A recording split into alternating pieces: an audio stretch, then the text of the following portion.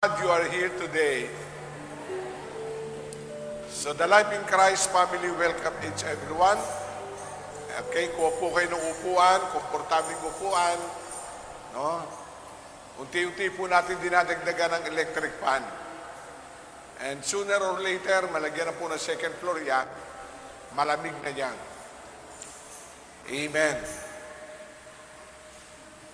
Praise God. Sa ngayong buwang ito ay ating pong binibigyang halaga o meron po tayong monthly theme ng ating pong Sunday celebration, and we are now focusing about faith in God.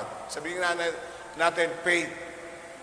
Dahil yun po ang kaisa-isang napakahalagang bagay na hakbang sa atin ang manampalataya sa Diyos na lumikha sa atin.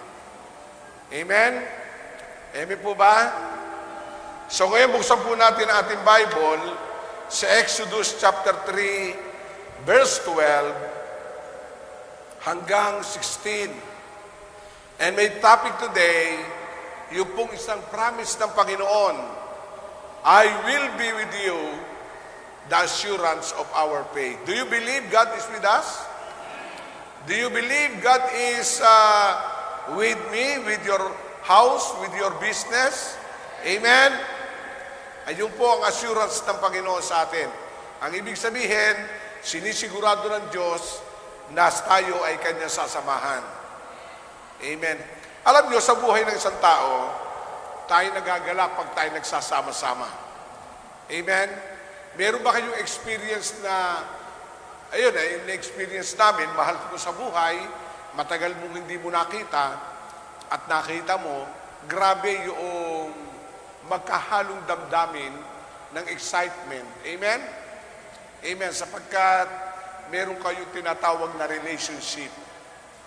Alam nyo, ang Panginoon sa buhay ni Moses, napakaraming bagay ang binigyan ng kasiguraduhan ng Panginoon sa buhay ni Moses.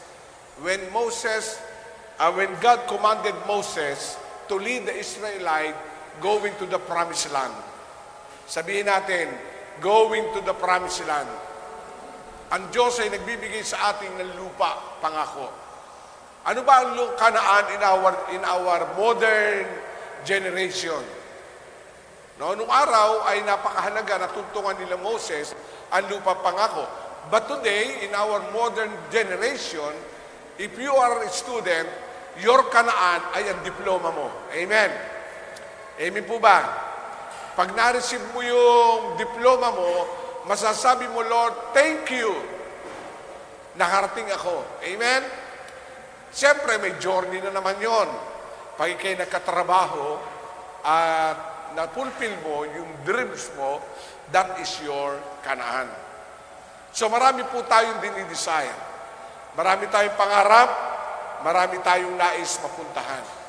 At meron pong assurance ang Diyos na ating pag-aaralan, God is with us. Sabihin mo sa tabi mo, hindi kayo iwanan ng Panginoon.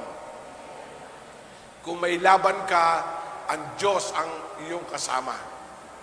Amen? Kung kayo naglalakbay, ang Diyos ang inyong kaalalay.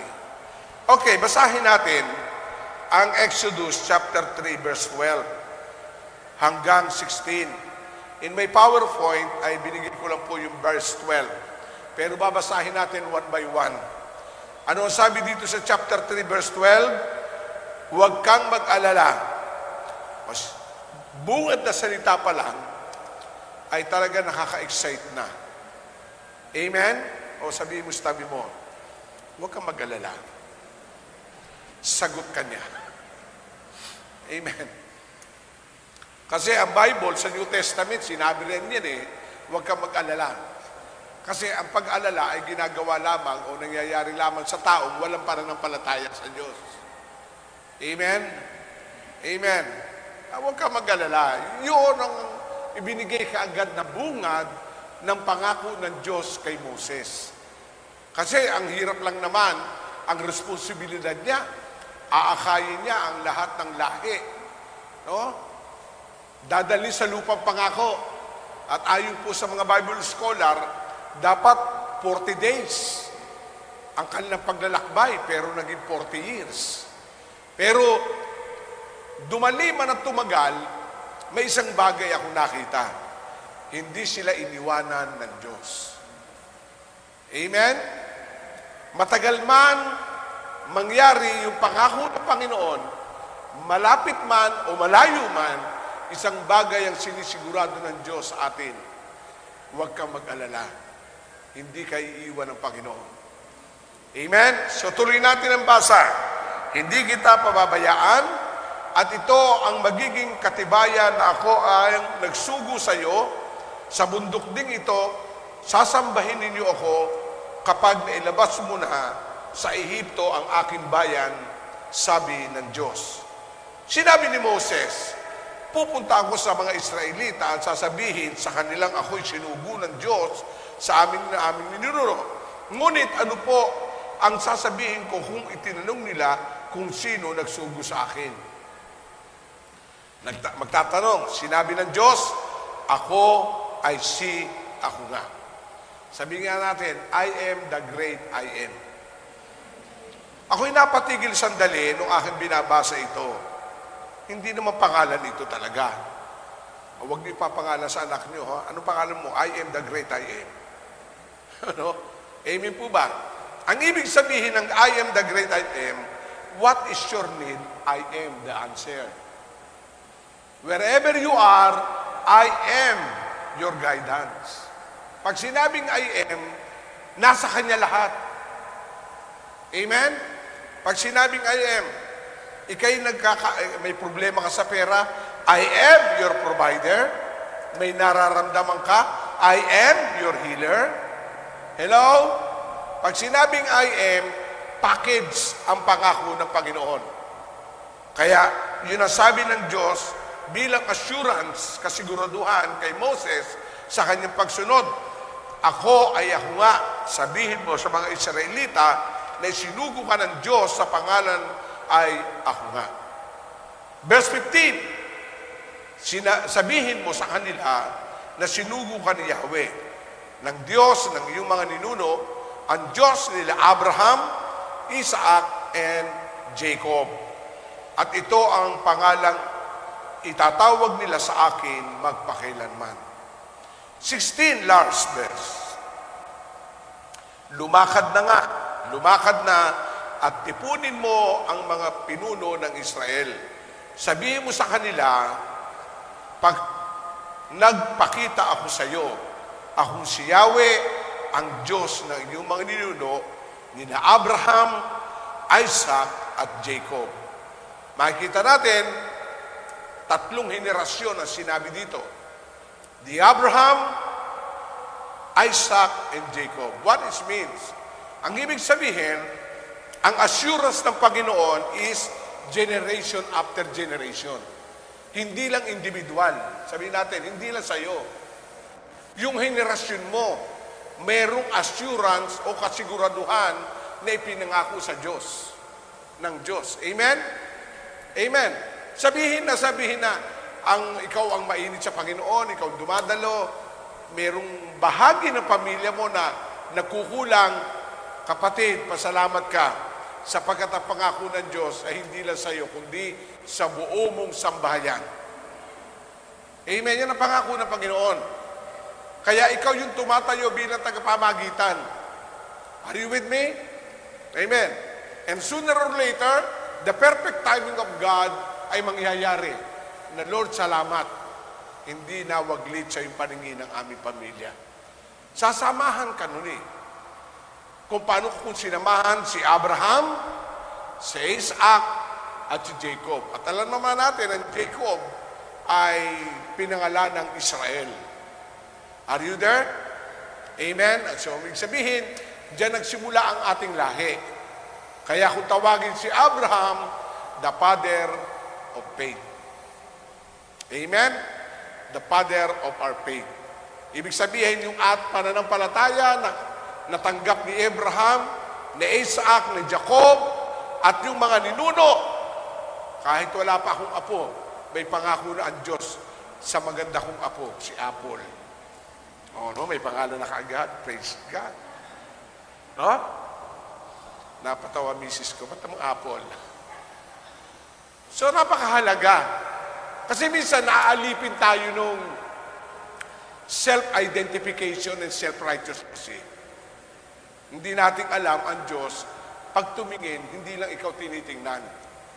Ang tingin niya, kasama yung henerasyon mo. Because our God is a God of generation. O sabihin ng sa maikling salita, may bagyong pagpapala sa'yo, may ambo naman ang pamilya mo. O di ba? Sabi mo, naaambunan ka. Bahagi yun eh. Di ba? Amen? Kaya napakahalaga ang ating pag-aaralan ngayon. Ano yung assurance ng Panginoon? So, ang ginagawa ko po ito, a years ago, alam niyo naman, na ibinahagi ko sa inyo ang pangitain ng Diyos na magkakaroon tayo ng panambahan. Amen? The vision. At alam naman natin, ang ating Haggai chapter 2, verse 9, ay pangako ng Panginoon. Isa lang ang nakita kong bottom line kung bakit narito ngayon tayo. Why? Yung katagang, I will be with you. Amen? Yun lang yung kasiguraduhan na ating tinanggap. O, wala naman tayong milyonaryong attendees. Are you with me? Pero malapit na magkaroon sa inyo. O, tingnan mo yung katabi mo, baka yan na.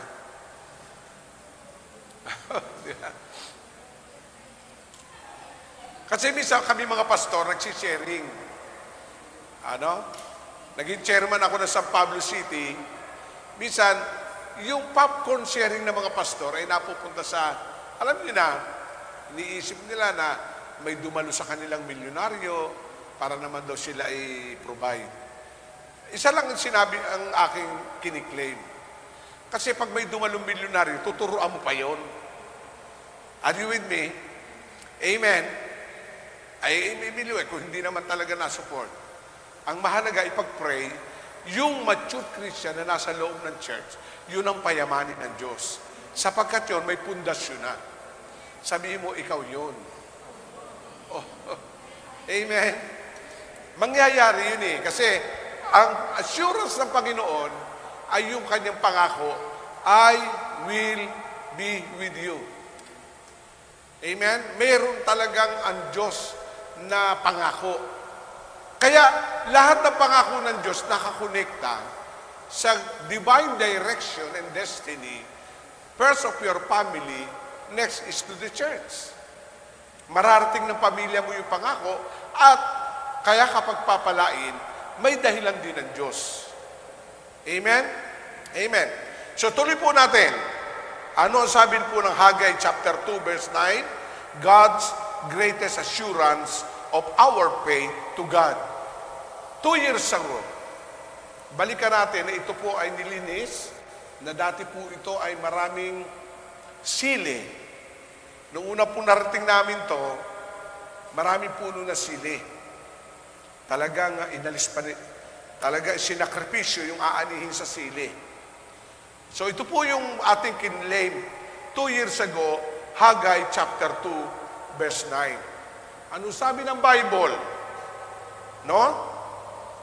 Dahil dito, ang bagong templo ay magiging higit na maganda kaysa nung una. So, salamat sa Sheteling. Amen? Amen. Hakot na po lahat. Kaya unti-unti na nalalagyan ng mga electric pan yan. Dahil yung electric pan doon, dadalhin lahat din nila dito. Amen. Yung nga lang, dinalaw ito nung sekretary ni Escudero. No? Yung pala may isang buwan pa tayong babayaran. Pero pupuntahan naman natin. So, nabayaran naman ang kuryente kasi nagumana pa eh. Nabayaran lahat. Kaya totally, zero tayo doon. Pero yung pangako, ang sabi ng Panginoon, imagine kung hindi tayo sinamahan ng Diyos, eksakto na masisira yon, meron tayo. Hindi nyo ba naisip nun? Palagay ko naisip nyo na ang God is a God of timing. Kasi yung word na I will be with you, only God can know our start and end. Kaya napakahalaga na bilang mananampalataya, ipagkatiwala mo na yung buhay mo sa Kanya. And that is the objective of my preaching today. Kasi kilala natin eh. Kaya ano ang sabi ng Bible sa Haggai chapter 2, verse 9? No? At sa bagong templo, alam nyo, ito i-claim nyo. I-claim nyo ito. At sa bagong templo, ito ay mahahayag ang kasaganaan. Sabi mo, sasagana ka. Kasi ito yung pangako ng Panginoon. Ihahayag ng Diyos ang kasaganaan sa bagong templo. Are you with me? Kaya ibig sabihin, kung tayo ay may natanggap na kasaganaan nung tayo nasa City League, mga magulang ko kapatid, ang kinin natin, mahayag lalo ang kasaganaan dahil tayo'y narito. Amen? Kasi nakita ng Diyos ang ating katapatan. Amen po ba? Kasi nakita nga ito eh. Sabi nung si Escudero, ang laki pala ng church nyo, milyon na yan. Sabi nga, ay mayaman daw tayo. Sabi ko, praise God, kinumpisal na. Amen? Amen ba? So, yun ang pangako. At sa bagong templo ay mahahayag ang kasaganaan. At katiwasayang ipagkakaloob ko sa aking sambahayan. Ikalawa, sa bagong templo, mahahayag ang kasaganaan. At ang ikalawa, magiging tiwasay ang ipagkakaloob sa aking sambayanan. Sa pamilya mo, sabihin mo, Lord, salamat sa katiwasayan ng aming pamilya. In English, the peace of God ay magpuplo to our families. Amen? Inihahayag natin na mula sa araw na ito, payapa na ang sambahayan natin. Amen? At ano ang sabi sa huli? Ganito ang sabi ni Yahweh na makapangyarihan sa lahat. Sino may sabi? Si Yahweh, hindi si Bishop. Kaya ito ay inangkin po natin, mga magulang at kapatid, na napakahalaga tayo bilang pamilya, ay yung word na hindi basta lang nating nagandahan at ito'y ating inilagay. Hindi. Hindi lang magandang pakinggan, kundi ito may katotohanan na mangyayari sa ating buhay. Ang kailangan ay ating angkinin ng pangakong iyon sapagkat ang Diyos ay nangako ay buhay. Nasabi niya, I will be with you. Ang sabing ganon. Kaya the presence of God is always with us. Siya yung gumagabay sa bawat isa. So, sabi dito, forever, God's promise of God of Moses. Alam naman natin yung pangako ng Panginoon kay Moses. And God spoke to Moses in the burning bush. Nangusap ang Diyos sa nag-aapoy na puno. Amen? Nangusap ang Panginoon nung sila'y naglalakbay. At ano ang sabi ng Panginoon? And many of you were touched by the awesome power of God. Kaya nung bumaba si Moses doon sa Mount Sinai, yung burning bush na kanyang na-encounter ang God, bumaba siya, nakita siya ng maraming tao, at doon nagsimula ang breakthrough. Ang isa pang napakahalaga, hindi siya nakilala nila Aaron eh. Hindi sila nakilala. Kasi nagniningning ng kaluwalhatian ang mukha ni Moses. Pero nung ipinarapisay na ang Son of God, unti-unting nawala yun. Sapagkat ang dating kaluwalhatian ay may darating na masigit ang kaluwalhatian ng Panginoon Kristo. Pero ang tanong ko, tayo ba'y nasa time ni Moses? No. Nasa time tayo ni Jesus, masigit ang kaluwalhatian na ibibigay ng Panginoon. Kung noong unang panahon, ang covenant ay ibinigay ng Diyos sa magitan ng dugo ng hayop during the time of Abraham, na dapat ay si Isaac. Amen? At nung napatunayan ng Diyos ng pananampalataya ni Abraham ay susunod, ang sabi ng Ama, huwag mong patayin ang iyong anak. At naando nakawit yung isang hayop, yun na naging kahalili. Ang ibig sabihin, ang unang tipanan ay pinirmahan, pinatunayan sa magitan ng dugo ng hayop, the blood of the ram. Pero after a years, much greater covenant ang ibinigay. Dahil nung dumaloy ang dugo ng Panginoon sa Kristo, hinalhan ang dugo ng hayop ng dugo ng Panginoon. Much greater. Sabihin mo sa tabi mo, mas maganda. Amen? Amen? Mas glorious.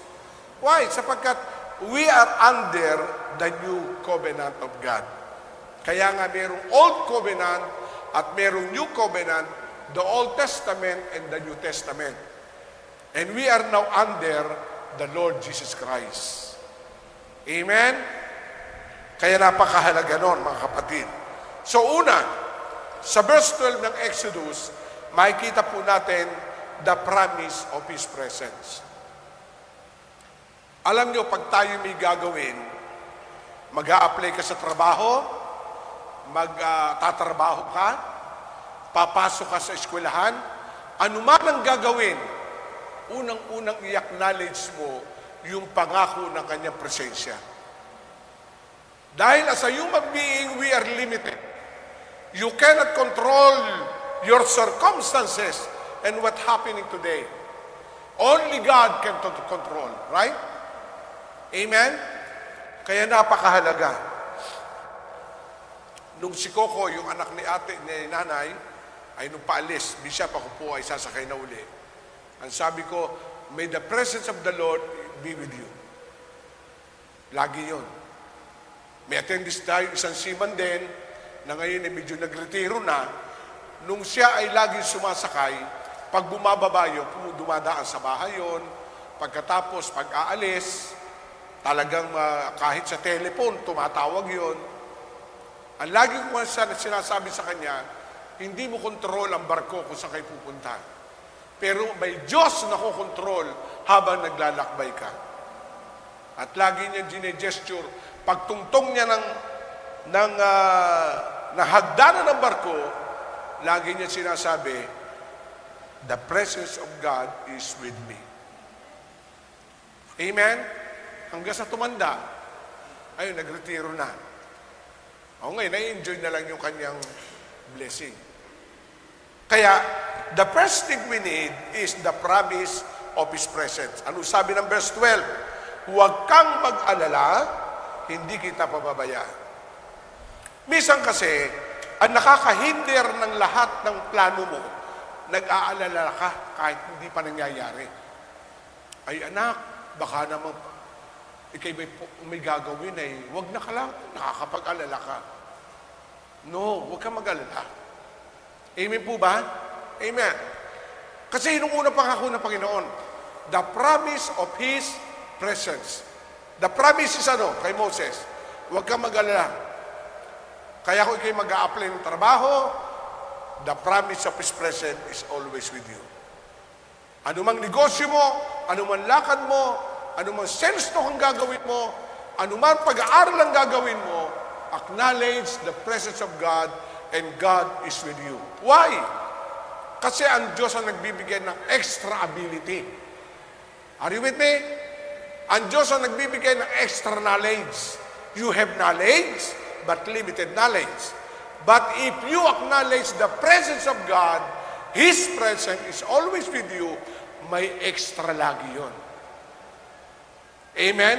Yung additional wisdom, additional strength, additional strategy, na pag natapos mo ang proyekto, sasabihin mo, Lord, grabe. Hindi ko alam to, pero ito ang naging resulta. Kasi, isang bagay, ang Diyos ay sumasayo. Amen? Amen. Kaya, maging yung mga anak natin, wala sa piling natin, ay ito lagi claim mo. Your presence is with my son and daughter. Amen? Napakahalaga nun. Kaya everyday, I acknowledge sa verse 12. Ano sabi? At ito ang magiging katibayan na ako ay nagsugo sa iyo. Alam nyo, yun ang kaibahan. Mararamdaman ng maraming tao na sinasamahan ka ng Diyos. Yung bang minsan lalapit sa iyo kasama mo sa trabaho, magtatanong, Amen? Talagang iba. Kasi yun ang kaibahan. God is with you. Sabi nga natin, promise present. Number 2, the promise of His manifestation. Hindi lang presence, kundi merong manifestation. No, hindi lang sa sasama, kundi merong mararamdaman at may mangyayari. Ano sabi dito sa Exodus 4, verse 1, tinanong ni Moses, anong gagawin ko? Kung hindi makinig sa akin ang mga Israelita, mahirap na yun eh. Ano gagawin ko kung hindi makinig? At hindi maniwalang nagpakita ko kayo sa akin. Pero ano, promise manifestation. Anong hawak mo? Amen? Amen po ba? And that is the promise manifestation of God's presence. Kay Moses, anong hawak mo? Ano sagot ni Moses? Ay tungkod po. Anong ginawa niya? Sagot ni Moses, ihagis mo sa lupa ang utos ni Yahweh. Inihagis nga ito ni Moses sa lupa at ito'y naging ahas, kaya sila'y tumakbong palayo. And that is the manifestation of God's presence. Yung mga imposibleng bagay nagiging posible. Pero alam niyo ba history? Dahil si Paraon ay ang daming mga espiritista at maraming mga demonic power, lumikha din ng ahas yung magician niya. Pero ito, maganda. Nung nakaganon yung ahas na ginawa ni Pero, ahas na tungkod, kinain yung ahas ni Pero. At di mas makapangyarihan pa rin ng Diyos. Amen? Even the devil can imitate, counterfeiting the power of God. But remember this, God is more than powerful than Satan. Amen? Kaya napakahalaga nun. The manifest presence of God. Sabi nga natin, Lord, touch me. Lord, ikaw ang patuloy mo muna. Kasi ano sabi ng Bible? Ang isipan ng hari ay para lamang tubig sa kanyang harapan. Kung saan niya ibig paduluyin, ay doon dadaloy. Amen? Kaya tayo nagagalak, yung ating mga community. The manifest presence of God ay kumikilos. Amen? Nahinto tayo na matagal. No? Pero ang Diyos, nag-level up. Yung San Miguel, pinagamit ni Doktora, yung kanyang compound. May CR pa, may kusina pa. At ang kagandahan, may gate pa. Amen? Nagmi-meeting kami sa San Antonio, tahimik eh. Yung oras na pag-usapan na namin. Yung araw na pag-usapan na namin. Yung place, tahimik kami lahat. Biglang umimik yung asawa ni Ate Aloha, yung pala, pinagpipray niya. Sabi siya, yung garahe dito. Dito kami nagdaos, mas malaki pa. Amen. And that is the manifest presence of God.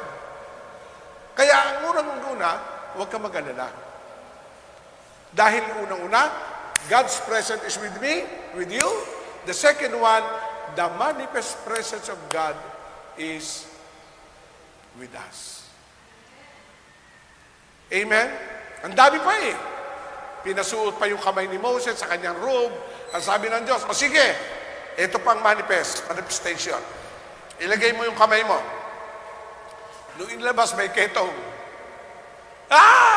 Sige, pasok muli. Pagkahuli-hulihan, ganito gawin mo. Pag ayaw pang maniwala, buksan po natin ng Bible. Sa verse 9, kung ayaw pa rin nilang makinig sa'yo, kumuha ka ng tubig sa ilog Nilo. Ibuhos mo sa lupa at ang tubig na yon ay magiging pula. Sino nakapanood ng Ten Commandments? Di ba naging pula? Imagine yun. Nakuha niyo po ba? God is a miracle working God. Kaya nakita ko doon, nung binabasa ko to, ang pinakahadlang lang, yung pag-alala. Why? Because the assurance of our faith is His presence.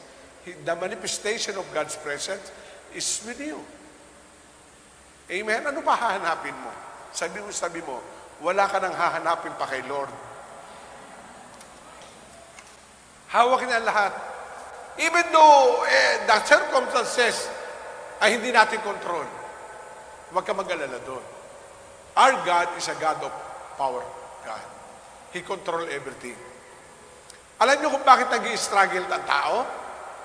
Kasi ikaw gusto mong kumontrol, gusto mo ikaw magdesisyon. Ikaw nakikipag-usap, ikaw nagle-labor, kaya pag hindi nag-respond, ikaw nag-i-struggle. Hindi naman ikaw si Moses na pag itinaas mo kamay mo, mahahati ang dagat. Nakuha niyo po ba ako? Anong pangako ng Diyos kay Moses? Huwag kang mag-alala, I will be with you. Yung mga bagay na hindi mo kayang kontrolin, ako ang magkokontrol. Yung bagay na malaking question sa'yo, ako ang sasagot. Amen? Amen. Kasi may mga taong, ba't kaya naging puti ang itlog ng kalabaw? Ay kulay itim ang kalabaw. Ang kinakain naman ni damo, abay, maloloko ka pag yun ay inalam mo pa. Ang mahalaga dyan, may gatas at may Diyos na lumikha sa kalabaw. Kasi baka mamaya, ang itanong mo, ba't ang manok kumakain, hindi umiihi? Ay, huwag mo na natin pag-usapan yan. Kung ano din na nauna, itlog, manok, ano ba yan? Marami tayo ang uncontrollable issue that only God can answer. Amen? Ang mahalaga, following God's instruction. Following God's process. Amen? The third one, the promise of His enablement. Ano sabi ni Moses? Ako po ay at magsalita. Amen? Moses ay wala pong abilidad na magsalita na maganda. He is not able to talk to Pharaoh.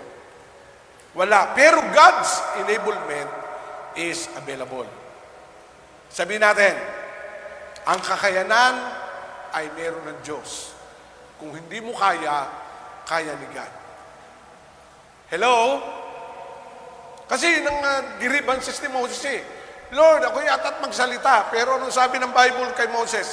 Sa Exodus 4:11, sinabi ni Yahweh, sino ba ang gumawa sa bibig ng tao? Sino ang may kapangyarihang maging bingi o pipi ang isang tao? At sino rin ba nagbibigay ng paningin at nag-aalis ito? Hindi ba ito kung si Yahweh? Amen? Kaya sabi dito, kaya nga lumakad ka na. Tutulungan kita sa pagsasalita.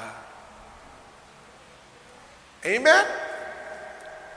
God's enablement is always present. In time of need, God's ability, and you can do everything. Amen po ba? Mahirap talaga eh.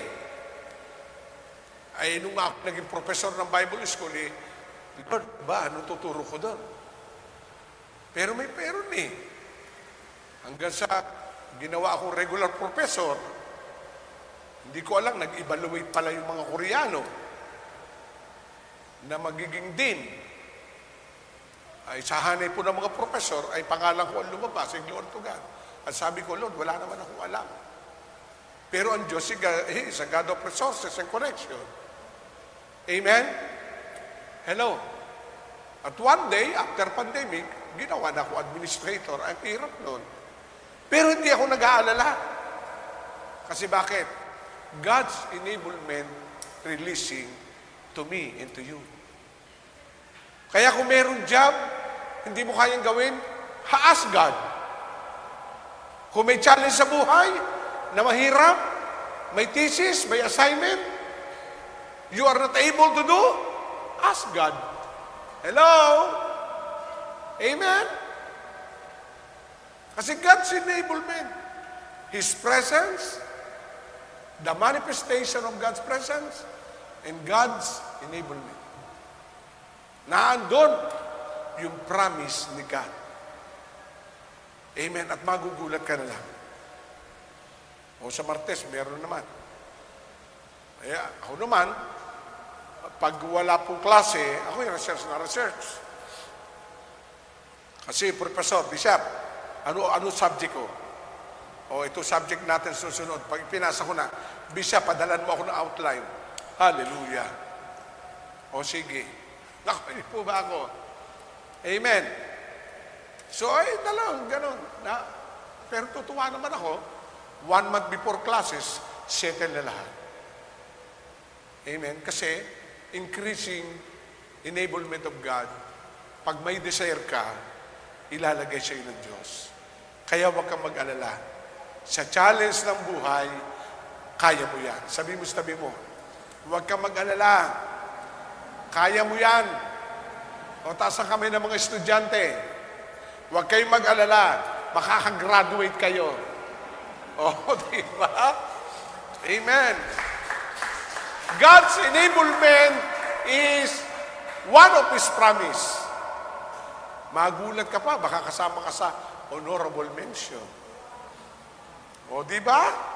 Amen? Kasi, promise presence ng Panginoon yun. The promise presence, the manifestation, imposible naman sabihin ng Diyos, sasamahan kita, hindi mo makita. Kaya ano sinabi ng Diyos kay Moses, sasamahan kita. O ikalawa, ginawa ng Diyos, ipinakita yung kasama niya. Ay, paano man nila malalaman na ikaw nagsugo sa akin, ano gagawin ko? O halika, ihagis mo tungkod mo, naging ahas. Hindi pa nakontento si Moses. Ano pa? O ipasok mo kami mo sa room mo. Ilabas mo, ketong. O paano to? Ipasok mo ulit na wala. Eh ito pa, pag hindi sila naniwala, gagawin kong pula yung tubig. O di ba? Siguro kung hindi pa naniwala si Moses, may ikaapat pa yun. Hindi masama. Why? Because God's manifest presence. Amen? Pero wag naman gagamitin ng iba. Lord, maglalagay ako ng panyo sa bintana. Pag nabasa siya, nasasagutin ko. Abay, huwag! Hindi manifest presence yun. Ay tag-ulan, sigurado mababasa. Amen? Lord, pag nakita ko may bula ang kanyang labi, siya na. Ay uminom ng kopi ko, may bula. Siya na, ano yun, doon mo ibabase? No. Ask God in consultation sa Word of God. Amen. Isa lang beses nangyari yung panahon ni Jonah, nagpalabunutan. No. Lord, sino ba sa tatlong nanliligaw sa akin? Yung pinakamahaba, siya na. Ay lahat yung mahaba. Sino niloko mo? O di ba? Huwag tayo magbibigay ng kondisyon dahil naituro ni Jesus kasi manifest presence eh. No. Amen? Amen po ba? So mga young people, amen. Amen? Maganda, mahaba ang ligawan, napatunayan na kayo sa isa, dumating kayo nagkalayo ng malayo, pero napatunayan ang inyong pagmamahalan. Kaya kayo ay para sa isa, forever ang tawag diyan. Amen! Ba't ba napunta doon? Amen po ba? So let us go to our another one. The promise of His direction and instruction. Again, mayroon pong presence of God, may manifestation of God, may enablement of God. The fourth one is the direction and instruction. Ang Diyos pag sumama, may specific direction and instruction. Hello? Nakita yung ginawa kay Noah, pinagpagawa siya ng arko, merong instruction, may direction. May sukat pa nga yung Ark of Noah eh. Amen? Minsan ito, tayo, ayaw natin yon. Lord, mahalaga, samahan mo ako. Pero sabi ng Lord, anak, hindi pa natatapos doon. Meron pang direksyon at saka instruction. Makinig kang mabuti. Kita niyo yung kinonkor nila Joshua ang Jericho? Are you with me? Hindi basta sila nagsigawan. Ang sabi ng Joshua, walang sisigaw! Hinintay ang command ni Joshua. Ang gagawin lang natin, umikot tayo ng 7 beses. Siguro sabi niyo ba, Joshua, nakakainip naman eh. Ang lapad ng Jericho, nakakatatlo. Hinihingal na ako. Sigaw na tayo. Walang sisigaw. Bakit? Yung kasi direksyon. Yun ang instruction. Pero nung matapos nila ang 7 ikot, okay! Are you ready now? Yes! Wow! Sumigaw sila. Gumuho ang Jericho.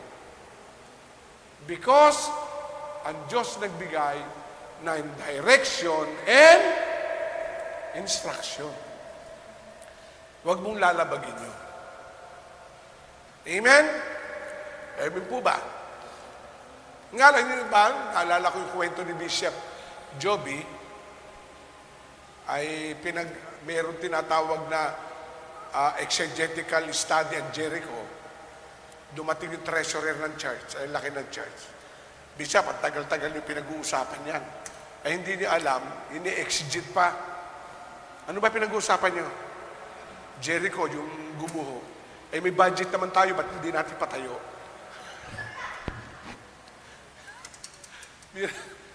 Sabi, sana interpretasyon mo, kapatid. So, makikita natin, alam mo sa buhay ng tao, wag natin isalang-alang ang presence ng God. Nami-misuse natin. Because wrong manifestation, wrong sign. Ang kailangan, meron kang sign.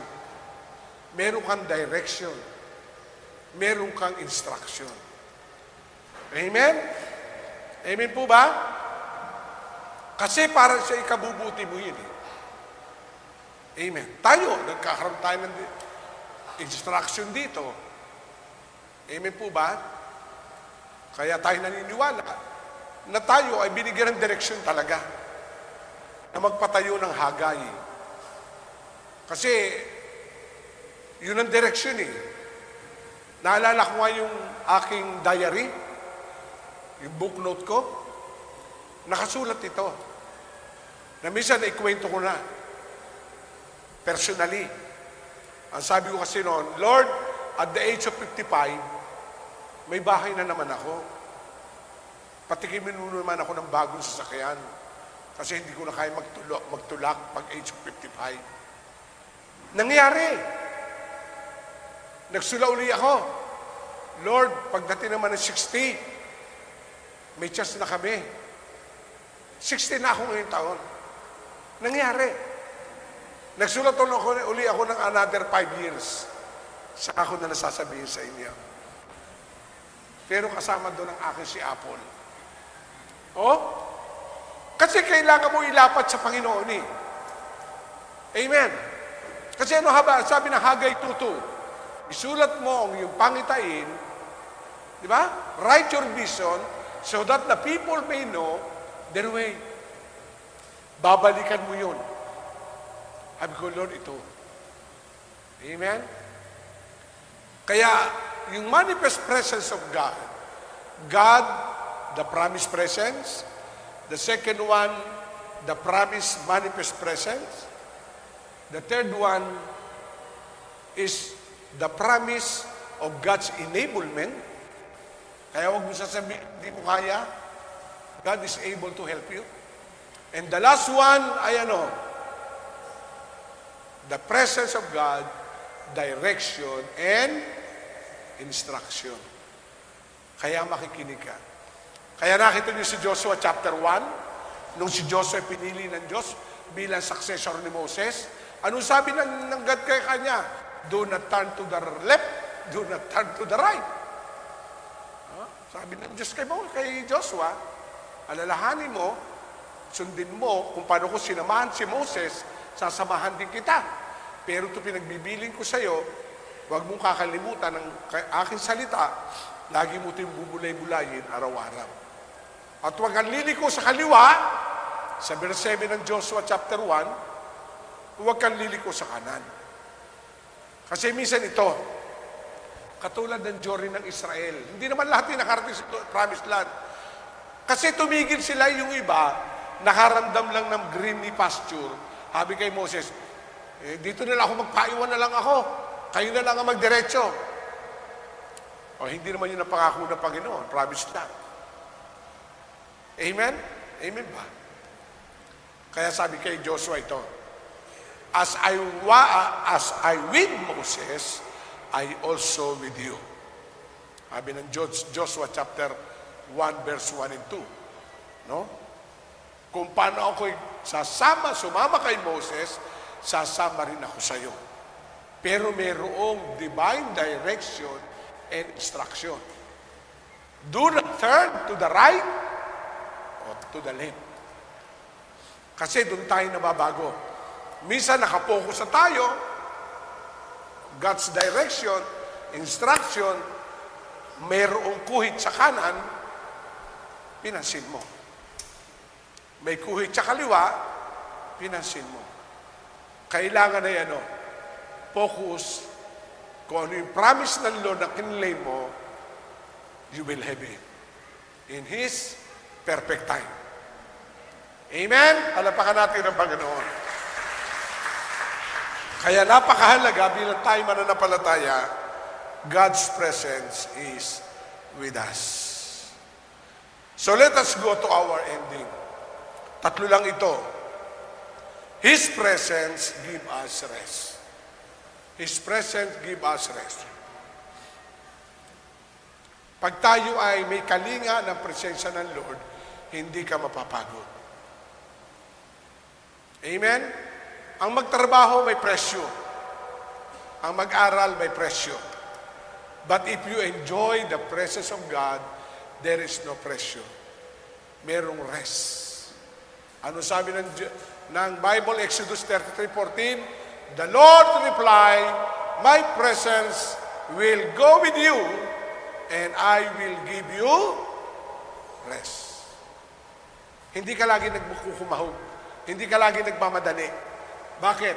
Kasi ang binabantayan mo, yung perfect step and timing of the Lord. Amen? Sabihin natin, perfect timing. Naalala ko po yung hindi ko malimutang istorya na isang byuda.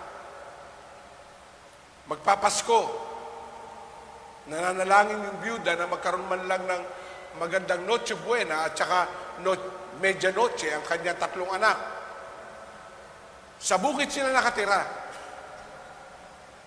Ang inisip niya, habang siya nagpipray, may maglalagay sa kanyang pintuan ng grocery. Malapit din sila sa bayan. Pero ito, God's instruction ay na-receive niya. Ito po yung totoong testimony. Ang sabi ng Lord sa kanya, umaga-umaga, matapos siya mag-pray, go to the city. At di lumabas siya, at nakita niyo isang mall, grocery. Ang sabi ng Lord sa kanya, pumasok ka dyan. Ay Lord, ano po gagawin ko? Kumuha ka ng puska. Ang kinuha niya yung balde lang. Di ay maliit. Sabi ng Lord, malaki akong Diyos, malaki kuhanin mo. At yun gulong. Sabi niya, Lord, wala akong pera. Baka kayo magpasko sa bilangguan ito. Ay meron divine instruction. Sabi ng Lord sa kanya, ano ba gusto mo? Spaghetti, ganyan. O kumuha ka, punuin mo yan. Hanggang sa mapupuno na, nakita yung queso de bola, kumuha pa siya ng 3. Ham, kumuha din siya. No? Tukat na story, nakahanay na siya sa bayaran. Ayan na nga, nagsimula ng pawisan siya ng balabalat. Sabi niya, Lord, wala ako ibabayad. Bahala ka. Huwag ka mag-alala. At yun na doon, 3 na lang siya. Balak niya na ibalik iwanan Lord, iwanan ko. No. Mamaya, ikalawa na. Lord, ano mangyayari sa akin dito? Mamaya, siya na! Biglang nag-bell. Yung tingin na sa kanya. Uli na ko. Nilapitan naman diyan. Ma'am, congratulations. Bakit? Kayo po ang pang 150. Ang amin pong 150, lahat ng nasa card ay libre. O sino nakakaalam nun? Siya o ang Diyos? Pero huwag yung gagawin mamaya, ha? Wala kayong instruction. Baka narinig nyo lang, pumasok kayo sa mall. Sabi po ni Bishop, itinuro, wag. Pag wala kayong divine direction and instruction, alam nyo, umiiyak. Hindi lang siya nagdala, inihatid pa siya ng service ng mall. Tuwan-tuwa yung pamilya. Alam nyo, may mga unusual na kilos ang presence ng Lord sa hindi mo inaasahan. Dahil, ang sabi ng Bible, I will be with you. I will give you rest. Amen? Minsan kasi, ang pagsuko, hindi dahil walang oportunidad. Ang pagsuko, minsan, dahil napagod ka na. Kaya sabihin mo, taas mo kamay mo. Ituro natin sa ating sarili. Sabihin mo sa sarili mo, huwag kang mapagod. Amen. God will give you rest. Amen. Huwag kang mapagod. Alam niyo, si Bisa, 37 years ako nagpapastor. Amen? Hello? Pero, praise God. Sabi nga ni Miss kanina, no, ako'y nagdamit eh. Para kang binata, sweetheart. Praise God. No? Amen po ba? Amen. Palapakan natin si Lord. Then, last two, in my closing, His presence give us courage in life battle. May assurance of our faith, in our faith, His presence give us courage sa life battles. May mga digmaan, pero ang Diyos ang magbibigay sa atin ng lakas ng loob. Lakas ng loob na tatagal. Amen?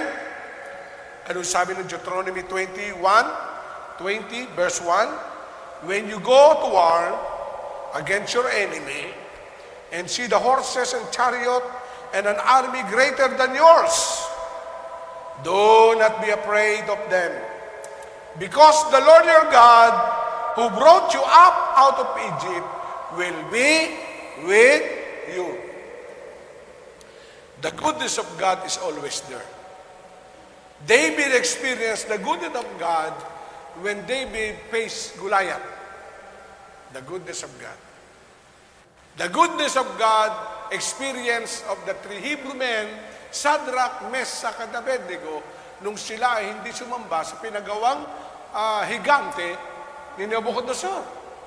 At nung sila inilagay doon sa asupre, ang sabi nung taong ng gwardya, mahal na hari, di ba 3 lang inihagis natin, ba't ngayon ay parang 4? Nagsasayaw pa. Amen?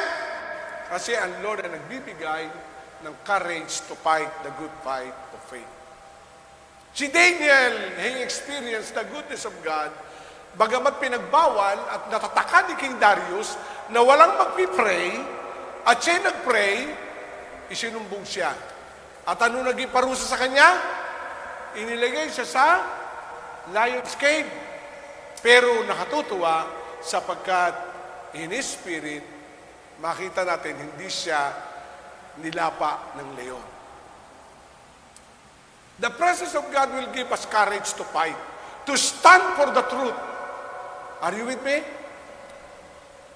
Bibigyan ka ng lakas ng loob na tumayo sa isang katotohanan na dapat itayuan mo. Na Lord, ako po ay Christian.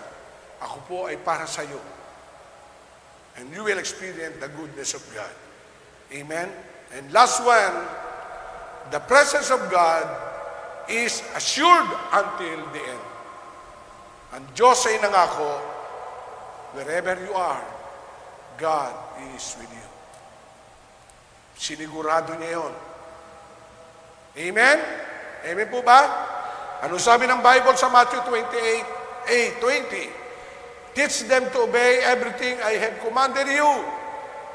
And surely, sabi nga natin, surely, I am with you. Always, sabi nga natin, always, to very end of the age. Kaya tayo mga nagkakaedad, number lang yan. May assurance, the present is assured, every one of us until the end, into last breath of ng nostril mo. God is with you. In my closing, the great history of Simeon. You know Simeon? Sa Luke chapter 2, ano sabi ng God sa kanya? Because Simeon is waiting the consolation of Israel. Pero ang assurance ng Lord sa kanya, ano? You will not experience physical death unless you see the consolation of Israel. In other words, hindi ka mamamatay hanggat hindi mo nakikita ang pagliligtas ng Diyos sa Israel. And one day, after how many years, pumasok si Maria to say, kalong si Jesus. Hinawakan ni Simeon, at ang sabi niya, your servant is now ready to disappear or to die, because I saw now the consolation of Israel. Pero hindi po namatay kaagad si Simeon. Meron pa siyang ginawa. Sabihin mo sa tabi mo, mahaba pa buhay mo. Dahil ang Diyos sasamahan tayo hanggang sa huling panahon. Amen? Tayo po tumayo. Remember, our topic, I will be with you. Wherever we are, we go. Fulfilling your destiny and dreams. Huwag ka mag-alala. If you are mother and father, iniisip mo, mga anak mo, mapagtatapos mo, God is with you. Makapagtatapos sila. Yung mga student, kayo ay nasa high school or college, huwag kayong mag-alala. The manifest presence of God and His enablement is with you. Hanggang makatuntong ka sa entablado, tanggapin ang diploma mo. Amen? Sa mga professional, where you are now, sa iyong trabaho, God is with you. The wisdom, the enablement of God. Kahit may pressure sa work, kakayanin mo. One thing we need to do, acknowledge our God and surrender everything to God. Ang sabi ng Proverbs, trust in the Lord with all your heart. Do not lean in your own understanding. In all your ways, acknowledge Him, and He will direct your path. God's direction and instruction ay nasa atin. Kaya in all your ways, acknowledge Him. You always acknowledge. May hamon sa buhay, acknowledge God. May ina-apply ka bagong trabaho, acknowledge God. At makikita mo, may the best palang nakalaan para sa iyo. Let us raise our hand. Shall we sing that song? With my lips, I will praise you. With my hand, I give you praise. With all my heart, I surrender to you. Yes, O Lord. Oh, thank you, God. Salamat, O Diyos. Worship God. Oh, Jesus. Oh, Lord.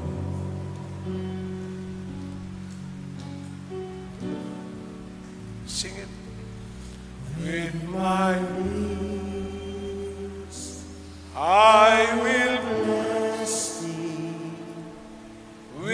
my mouth, I sing your praise.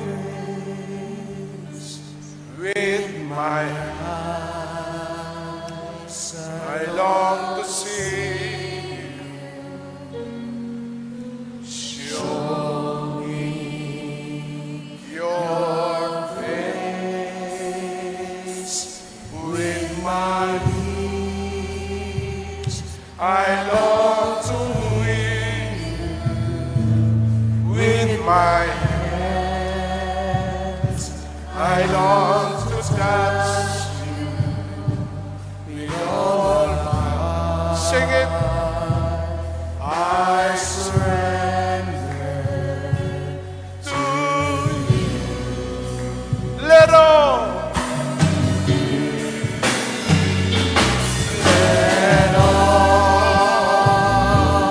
that is within me,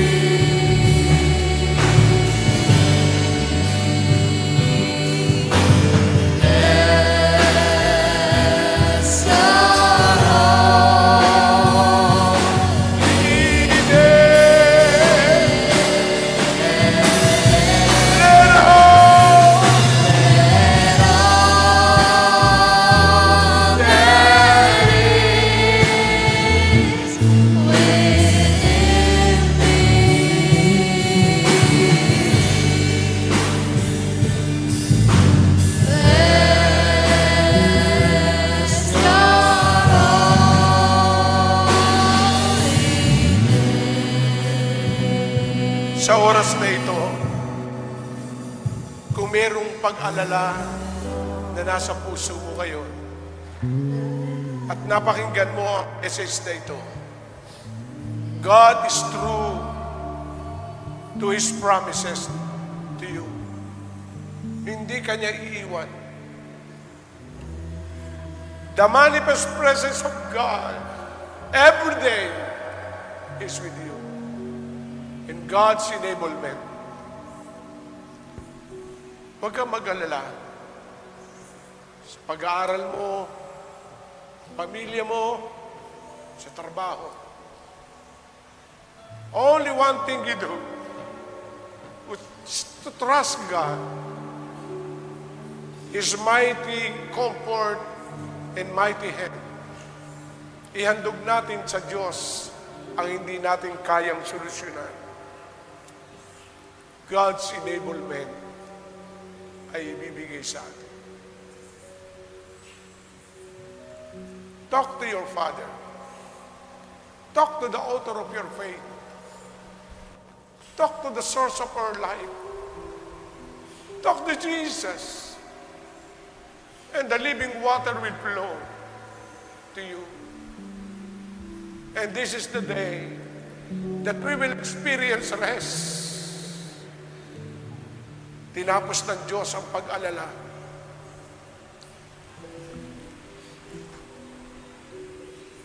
Sing it again. Let all within me.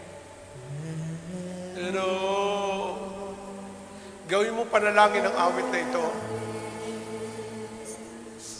Within me.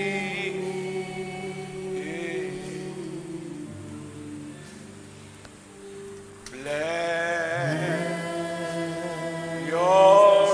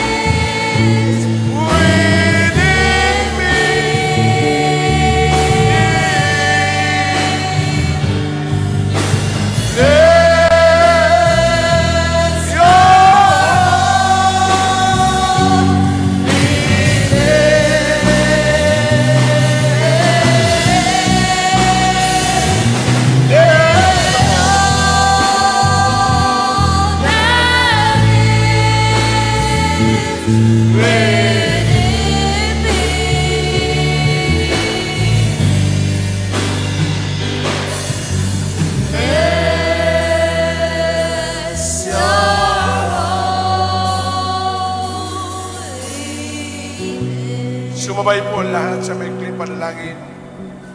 Ama namin banal, salamat sa iyong pangako na nakokontrol mo ang lahat ng bagay.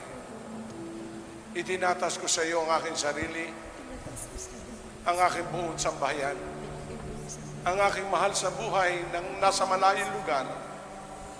Inihahandog ko sila sa iyo. Ang pag-iingat mo ay isa sa kanila kung paanong sumasama ka sa amin. At inaamin ko, Panginoon, na wala akong magagawa. Kinikilala kita bilang aking Diyos, Panginoon at tagapagligtas ng aking buhay. At mula sa araw na ito, inihahandog ko sa iyo ang aking sarili, ang aking pamilya, ang aking mga kapatid, ang aking mga kaanak. Sinihahandog ko sa iyo at ikay gagawa ng himala sa kanilang mga buhay. Salamat, Panginoon. At sa oras na ito, patuloy ako maglilingkod sa iyo at sasambahin kita. Itong aking dalangin sa pangalan ni Jesus. Amen.